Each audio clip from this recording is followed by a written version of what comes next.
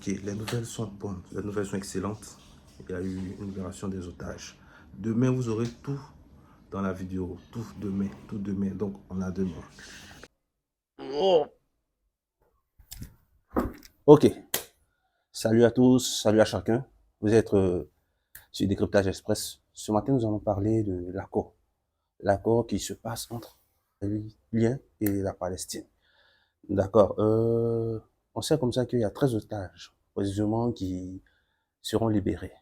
On sait comme ça qu'il y a une trentaine de personnes au niveau des Palestiniens qui seront libérés. C'est une très bonne chose. Mais j'ai dit que j'ai trouvé excellente la nouvelle. En début de vidéo, j'ai trouvé excellente, comme je le disais, du simple fait que il y a le peuple palestinien qui allait soupirer et pouvoir se déplacer aisément d'un autre point afin d'éviter les hostilités de l'armée israélienne. Et ça, c'est une très bonne nouvelle parce que le peuple ne va plus subir ou va moins subir. Voilà. Et davantage reconnaître la proximité dans laquelle vit le peuple palestinien. Ça, c'est un véritable point.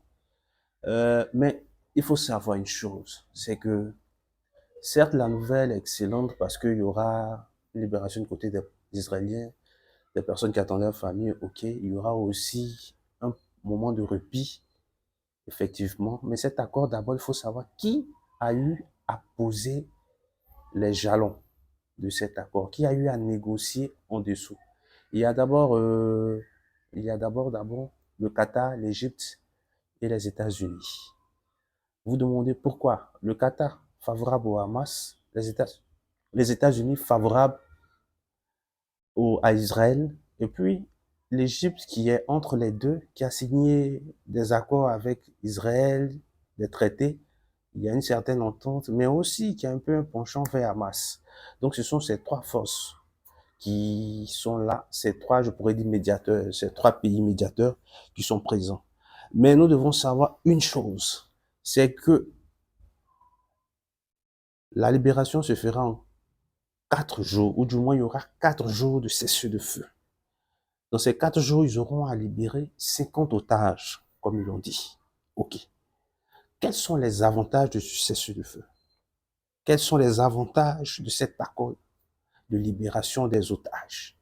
Parce qu'il y a des avantages pour le Hamas, il y a des avantages pour Israël. Prenons d'abord les avantages du Hamas. Hamas aura la capacité de pouvoir renouveler ses équipements, son armée, de pouvoir faire acheminer des armes depuis la Syrie et le Liban. Parce qu'il y avait un acheminement d'armes, de missiles à longue portée qui a été vraiment détruit par l'aviation israélienne les jours passés et que l'Iran n'a pas pu acheminer cette arme. Mais je pense que ce cessez-le-feu va permettre au Hamas de pouvoir se réorganiser. Parce qu'ils n'avaient pas pesé cette dimension de frappe d'Israël. Mais je pense que Hamas aura à se remobiliser pour mieux se préparer. Concernant Israël, Israël, c'est avantageux pour Israël dans la limite où Israël récupère ses otages.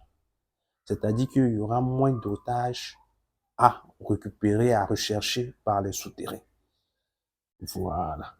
Et je voudrais juste dire que c'est vraiment important de cesser le feu. Tous les pays, les grandes puissances appellent un cessez-le-feu.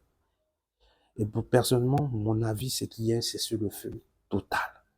Parce que Israël s'est mis dans un état de riposte et derrière ça, de vengeance, avec une justification. Parce que derrière ces attaques, il y a de la haine qui se fait ressentir. Il y a de la haine de tout ce qui s'est passé depuis le 7 octobre. Et je pense qu'une armée ne doit pas agir de cette manière, mais une armée doit agir d'autre manière, et même les dirigeants, au-delà de l'armée, au-delà de ça.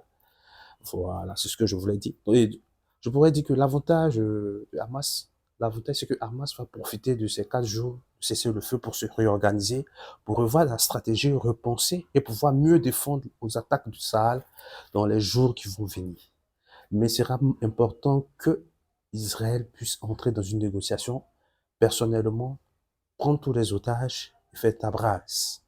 Parce qu'il y en a, il y en a des victimes en Palestine, des personnes mortes gratuitement dans des bombardements, des personnes qui n'avaient rien, aucun lien avec le Hamas qui ont subi. Le Hamas est sous les terres, le Hamas est dans les souterrains. Et des personnes qui sont sur la terre, qui payent les pots cassés. Ça, c'était juste, entre parenthèses, un cri. Voilà, un cri de ras-le-bol par rapport à la manière d'attaquer d'Israël. Voilà. Maintenant, le Hamas a posé des conditions. Le Hamas a dit qu'il ne veut pas voir de l'aviation pendant le moment du cessez-le-feu. Voilà, pour ne pas que Israël voie les cachettes où ils ont mis les otages, les drones, l'aviation israélienne, pas tout ça. Est-ce qu'Israël va respecter? Nous ne savons pas.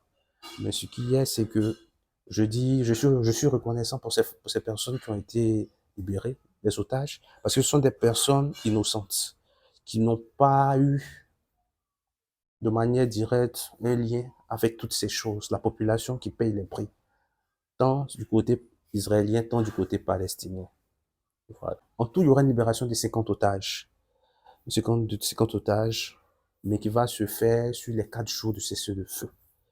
Mais ces 4 jours de cessez-le-feu seront avantageux pour le Hamas, parce que le Hamas, comme je le disais tout à l'heure, va revoir cette formule de défense, voire mieux contre-attaquer Israël et peut-être certainement vont pouvoir entrer en possession des missiles, des armements qu'on doit leur acheminer parce que c'est pas facile.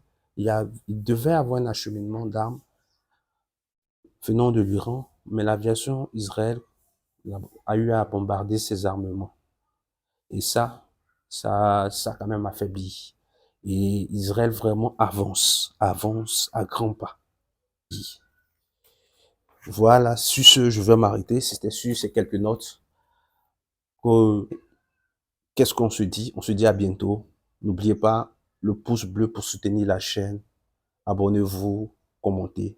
Et puis, on a plus. Bye.